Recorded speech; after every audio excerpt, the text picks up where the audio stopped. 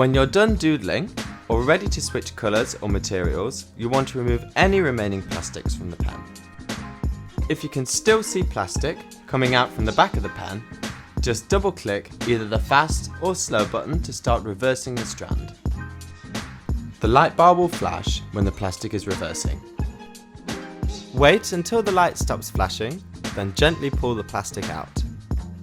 If you can't see the strand from the back of the pen, you can check how much plastic is left by inserting a new strand and seeing how far into the pen it goes. If it goes in more than a quarter of the way, then the plastic is too short to reverse and you must run the rest of it through the pen. To reuse reversed plastic, make sure to trim the melted ends before reinserting it into the pen.